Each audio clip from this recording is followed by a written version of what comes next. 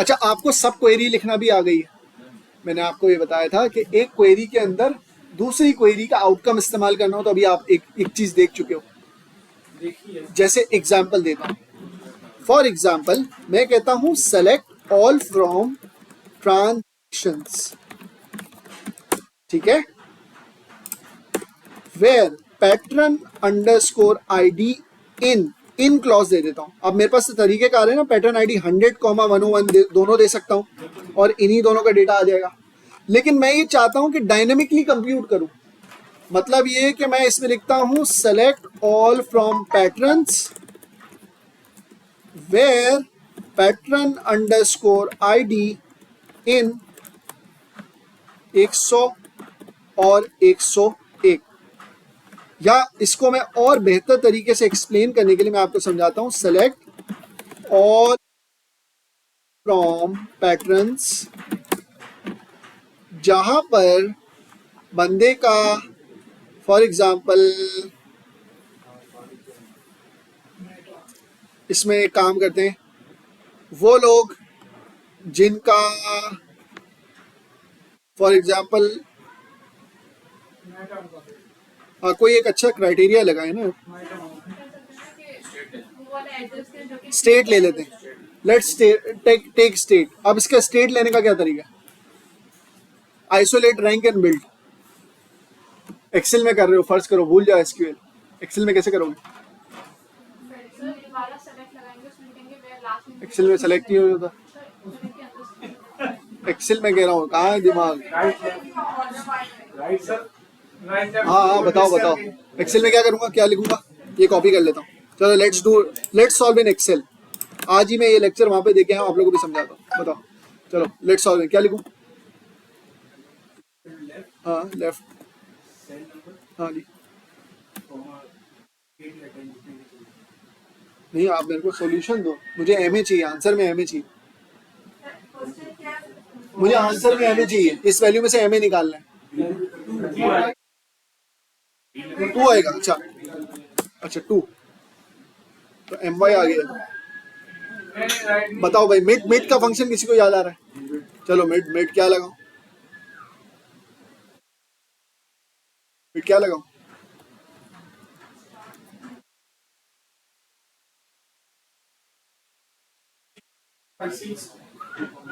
Mid में कहां से स्टार्ट करूं? चलो एक काम करते हैं, मिड में स्टार्ट नंबर देना है ना, मैं यहाँ पे फाइंड का फंक्शन लगाता हूँ, फाइंड का फंक्शन लगाता हूँ और बोलता हूँ कि C13 के अंदर, ठीक है, क्या ढूंढो?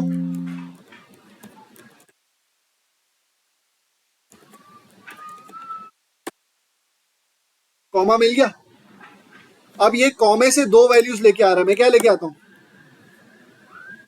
अग्री करते हो? ये मैंने क्या किया है, मैंने बोला मिड मिड क्या कहता है, इस टेक्स्ट में से कहां से स्टार्ट करूं? मैंने बोला कि वहां से स्टार्ट करो जहां से कॉमा मिल जाए। समझ में आ रहा है? ये प्रॉब्लम सॉल्विंग मैं आपको सिखा रहा हूं, आपके सामने मिल गया। अब ये आपने 4 लेटर्स ले लिए, अगर मैं जब 4 लेटर पे पहुंच चुका हूं तो मैं इसका राइट 2 ले लूं तो मुझे क्या मिल जाएगा? करोगे? ये बिल्कुल वैसी मुस्कुराए जैसे बच्चे को एकदम से समझ में आती है बात। ये बात क्लियर हो गई? यहाँ तक सबको समझ में आई? क्या ये चीज ऑरेकल में करके देखें? Let's write.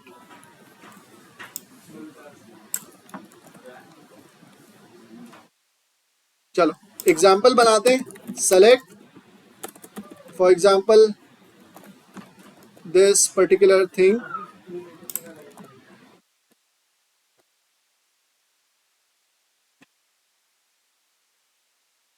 फ्रॉम डुअल, मिल गया, वैसे का वैसी स्ट्रिंग मिल गया। मैं इसका फॉर एग्जाम्पल अब मैं बोलता हूँ ऑरेकल के अंदर मिड का फंक्शन है कि नहीं, लेट्स सर्च। आपके सामने सर्च कर रहा हूँ, oracle mid function, left right mid available है, ठीक है भाई। लेट्स स्टडी कि ये फंक्शन कैसे काम करता है। मिड कहता है टेक्स्ट स्टार्ट पोजीशन, वैसे ही है, ओके। कॉपी कर लेते हैं, इधर आते हैं, इधर पेस्ट करते हैं, इधर पकड़ते हैं इसको, टेक्स्ट की जगह इसको डाल देते हैं, ठीक है। स्टार्ट पोजीशन क्या होनी चाहिए, फाइंड का फंक्शन। फाइंड का फंक्शन क्या करेगा, फाइंड बोलेगा इसको उठाओ और इसके अंदर क्या फाइंड करो, कॉमा ढूंढो। ठीक है जी। नंबर ऑफ कैरेक्टर्स कितने चाहिए, 4। चला के देखें, मिड का फंक्शन चेक कर लेते हैं। Okay, let's explore. सिंटेक्स कह रहा है mid member alias, Oracle SQL लिख देते हैं पहले। ओके, ओरेकल के अंदर मिड का फंक्शन नहीं है बल्कि सब स्ट्रिंग का फंक्शन है। ओरेकल अलग चीज है, ओरेकल सीक्वल अलग चीज है। ओरेकल एक एप्लीकेशन डेवलपमेंट प्लेटफॉर्म है।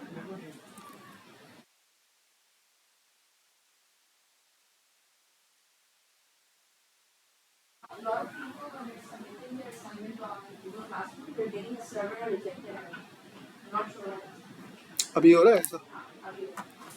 अच्छा, मैं 5 मिनट में चेक कर लेता हूँ। ओके, यहाँ तक हम पहुंच गए। लेट्स स्टार्ट टू स्टडी सब स्ट्रिंग।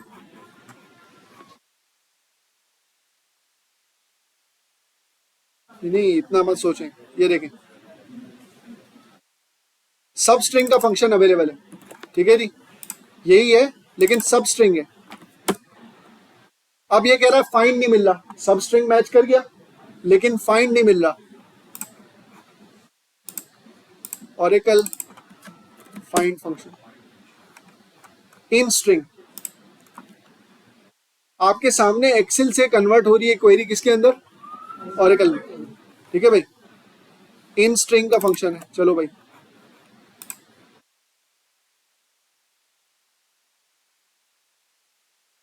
क्या आंसर आ गया? ठीक है, अब इसके ऊपर मैं क्या लगा सकता हूं,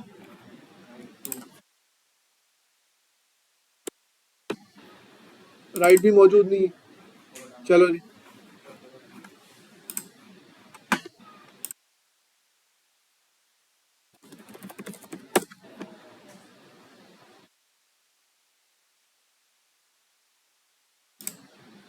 ओरेकल डजंट हैव, इसके लिए क्या कह रहा है, सब स्ट्रिंग में हेलो की लेंथ लो और ये लंबा काम कर लो। इवेंचुअली ये फंक्शन इंप्लीमेंट हो जाएगा, लेकिन मैं आपको क्या समझा रहा हूं कि आपको जब एंड गोल पता होता है ना, तो आपको उसको नेविगेट करने में इजी रहता है। अभी भी मैं एक और चीज समझा रहा हूँ, जब आपको असाइनमेंट्स मिलेंगे, सब चीजें होंगी ना, कोशिश करो कि आपका जो फेवरेट प्लेग्राउंड है ना, भले एक्सेल है या कोई भी है, वहां पे जाके उस असाइनमेंट को सॉल्व कर लो कि बेंचमार्क आंसर क्या है। उस बेंचमार्क आंसर के अगेंस्ट में एसक्यूएल में क्वेरीज एग्जीक्यूट करना शुरू करो, और जब तक वो उससे आंसर सही सिंक ना हो जाए, इसका मतलब आपकी क्वेरी ठीक। ये बात क्लियर हुई? ये लर्न करने का बेस्ट तरीका है। सर जिस तरह की आपने बात की, अगर हम उसके अंदर जाके वेयर का फंक्शन लगाते हैं और मेथड कॉमेंट लगाते हैं तो फाइंड कर देते हैं। हम तो हार्ड कोड कर देते ना। अच्छा, मैंने ये सारा काम क्यों करवाया, ये मैंने सारा काम इसलिए करवाया ताकि मैं उसमें से स्टेट निकाल सकूं। फिर मैं क्या करता, जब स्टेट निकाल लेता ना, तो मैं बोलता जब ये particular logic equals to NH या MA। ये बात समझ में आ रही? अब मैंने यहाँ तक ये काम कर लिया ना, मैं एक बात समझाता हूँ, ये यहाँ तक मैंने काम कर लिया। मेरी बात सुनो, एक मेरी बात सुनो, मैं यहाँ तक पहुंच चुका हूँ।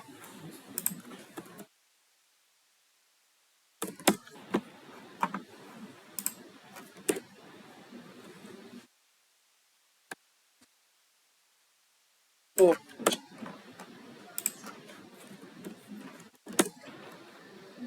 अब क्या मिस कर दिया,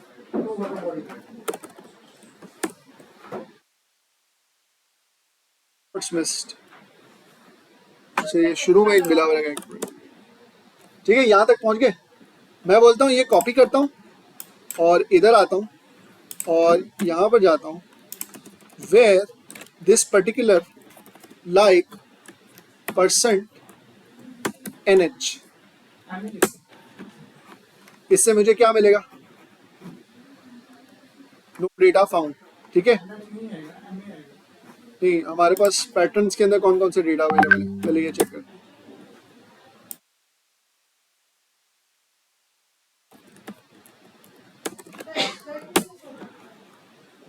ये देखो, पैटर्न्स में हमारे पास अवेलेबल है NH अवेलेबल है, सिटी अंडरस्कोर स्टेट जिप, क्योंकि मैंने उसको यहाँ चिपका दिया। मेरी एग्जांपल माई टाउन थोड़ी है, ठीक है। अभी क्लियर है कि हम क्या कर रहे हैं? इसके नतीजे में मेरे पास रिकॉर्ड कौन सा है? क्या ये बात समझ पा रहे? अब जब मैं इस पर्टिकुलर क्वेरी को, मैं चाहता ये हूं कि जब भी उस पैटर्न आईडी का रिकॉर्ड लेकर आना, उस पर्टिकुलर पैटर्न आईडी की ट्रांजैक्शंस लेकर आना कि जिसके अंदर ये पूरा क्राइटेरिया फुलफिल हो रहा हो। इसके नतीजे में मेरे पास टू मेनी वैल्यूज आ गया।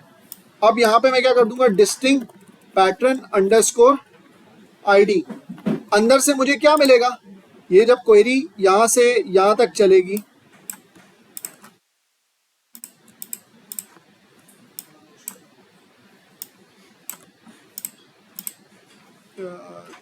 सिलेक्शन को क्या होगा, what has gone wrong with selection?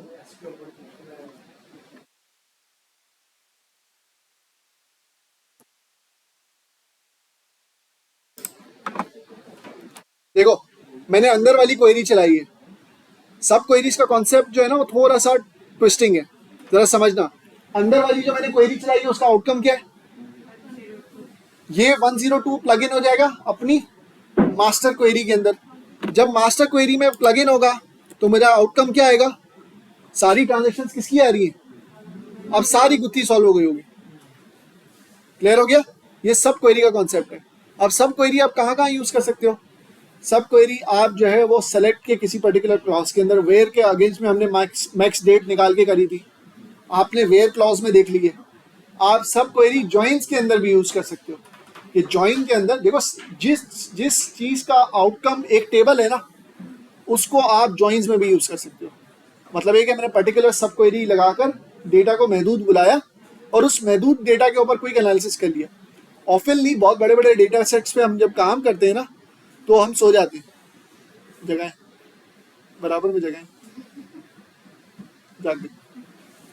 Okay, ऑफनली हम बड़े बड़े डेटा सेट्स पे जब काम करते हैं तो वहां पर हम मल्टीपल टेबल्स का अगर हम ज्वाइन लगा लेना तो क्या होगा, क्वेरी बहुत स्लो डाउन हो जाएगी और आउटकम बहुत देर से आएगा। इसमें बेहतर अप्रोच ये होती है कि आप वेयर क्लॉज या जॉइंस के अंदर जब टेबल्स ला रहे हो ना तो उनके अंदर से रेलेवेंट डेटा सब क्वेरी के जरिए फिल्टर करके ही लेके आओ। जब कम डेटा आएगा तो कम जॉइंस लगेंगे, जब कम जॉइंस लगेंगे तो कम देर लगेगी। ये उसी का वर्जन है, ज्यादा पानी आता है तो हाँ जी, कोई मसला नहीं, कोई मसला नहीं। अगर सब नहीं समझ में आया ना, ये लेक्चर और रिकॉर्ड जब घर जाके दोबारा सुनोगे तो आपको समझ में आ जाएगा, कॉम्प्रिहेंड हो जाएगा। ठीक है, यहाँ तक सबको बात क्लियर है?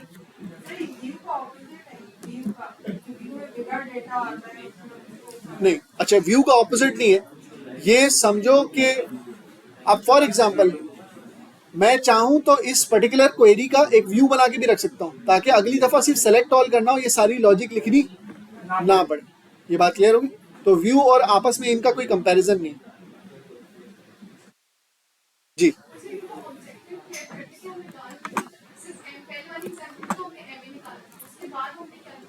ओके, यहां तक ये तो क्लियर है ना कि मैंने इस क्वेरी के अंदर NH क्यों निकाला है? NH क्यों निकाला है? क्योंकि मैं चाह रहा हूं कि जब भी पैटर्न के अंदर कोई बंदा NH स्टेट से आए, ठीक है, तो वो इस ट्रांजैक्शंस के अंदर पॉपुलेट हो जाए।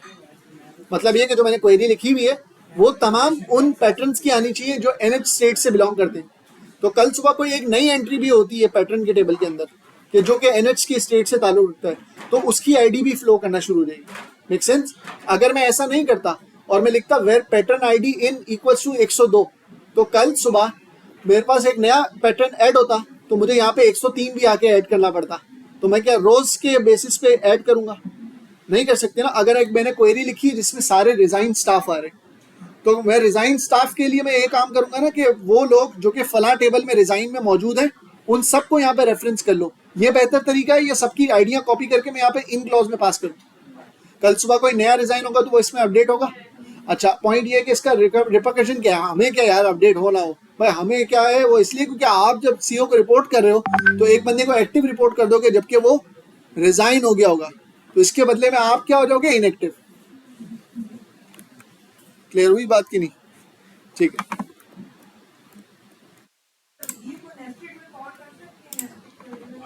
नेस्टेड क्वेरी में भी कॉल कर सकते हैं, कोई इशू नहीं, सिनेरियो पे डिपेंड करता है।